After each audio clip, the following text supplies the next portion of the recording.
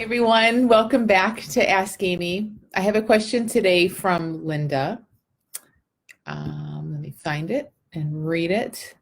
So Linda says, I wake up every morning feeling awful, with low energy and a low mood, and dreading the day ahead. This has happened for as long as I can remember. My whole life feels exhausting and like a massive struggle. Not surprising that I have chronic fatigue syndrome and fibromyalgia. Once I get moving, I feel a little bit better, and by bedtime, I can sometimes feel pretty good. However, overnight, I go back downhill. I've had bad insomnia for over 40 years. I was physically abused as a child, so I think my sympathetic nervous system is switched to high alert most of the time.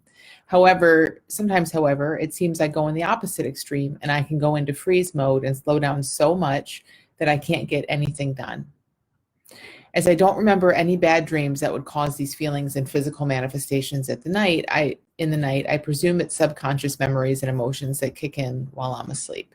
I don't remember ever feeling safe and secure, and the strength of the danger feelings far exceeds feeling loved or nurtured. In fact, I can't remember a time when the world felt like a safe place. I suppose in terms of your teachings, this is just a habitual response like all others that you talk about. But since I've been immersed in these feelings for so long, they feel like the truth. I need you to shed some light on this for me so that I can see the way forward. Thank you for the wonderful work that you do. So, Linda, first of all, yes, I love, even though you don't feel it and you're questioning it because it's not your experience, this feeling of ultimately being safe and secure and at peace, it isn't your experience as you know it. And it is going to be, I don't mean it's going to be, but it's understandable that it would be hard for anyone to consider that something other than their day-to-day experience as they see it and know it is more true than their day-to-day experience as they see it and know it. Do you know what I mean? Like we are so in our experience as human beings by design, like we are in our experience so much that of course we're in that, and that just looks like truth and life and reality. That just looks like the way it is. And so even just the fact, Linda, that you're asking the question, like you know about the teachings, you're asking the question, is there, like, remind me, is there something other than what I see and experience? Because what I see and experience is exhaustion and low energy and freezing and dread. Are you sure there's something else? I love that you're even asking it that way, because it just shows that part of you, despite your experience, which is huge, huge, despite all of that heavy, horrible feeling that's been around for as long as you know, you're still open and willing and looking at the fact that there's something else. And I think that is bigger than you probably think, bigger than we even realize. It's like 95% of it, which of course I'm making up, 95% of it is being willing to consider that there's something other than how life looks. That across the board, whether you have a habit and anxiety, depression, what you have, Linda, like whatever it is, whatever we're feeling, 95% of it is being able to say, yeah, this is my experience, and I sure see it and feel it and experience it the way I do.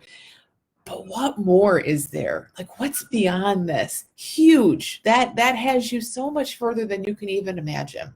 And it doesn't seem like it sometimes, because we start to look at what else there is, and then it seems like, oh, but that feels foreign, and there's no way I'm peace. And, like, of course we do.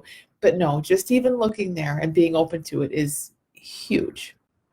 So, yes, yes, this is your experience, Linda. The way you feel is the way you feel, and it makes perfect sense. It is full of intelligence, given what you've been through, given how life feels, given what shows up for you. Like, you are feeling exactly what makes sense for you to be feeling. And beyond that, there is more.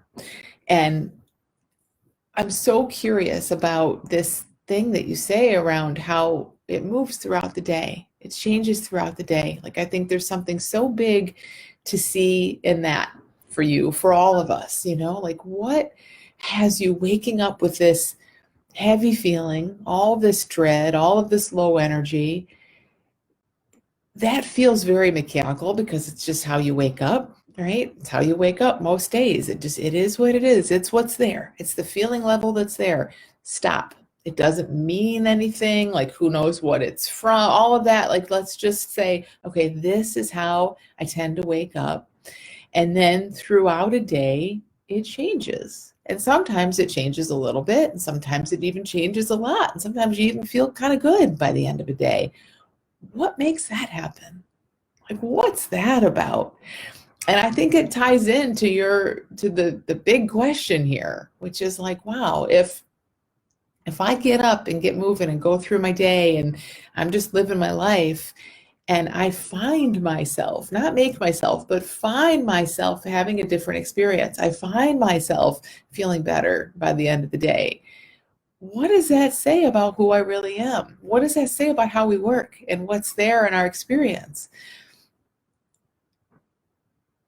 It really looks like, okay, the more there's a clearing, the more that has to be the essential part. Now, I know it doesn't always look that way. So I've shared this many times. When I was caught up in a lot of anxiety, 90% of my day was anxiety, and 10%, let's just say, was peace at its worst.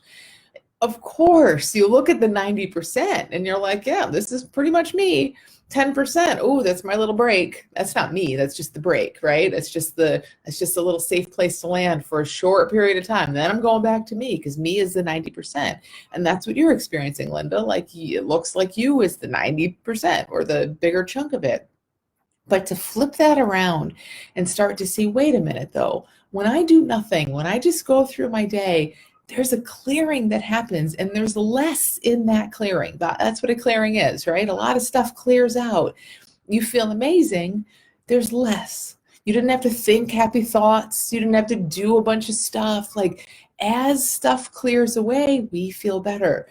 That right there is amazing. That's showing us that when there's less added, we come back to something that's essential and natural and fundamental and always there. If it didn't work that way, I don't think you'd be seeing like what you're seeing, right? Where you just go through a day and you feel better. I mean, there's a clearing that happens. Get curious about that clearing. Keep getting curious about that clearing, because I think that flip is everything. That flip from this suffering is who I am, and I get lucky and sometimes get a clearing, which is totally how it'll look, to no, this suffering is not at all who I am. The clearing is who I am. And my body and my mind, they do a bunch of habitual stuff, all in the name of protection that I no longer need. So it's not a mistake that your body and mind do what they do. They learn to do it to protect you, but you don't need that anymore. You don't need it. And your body and mind don't know that yet. So they're still doing it to protect you.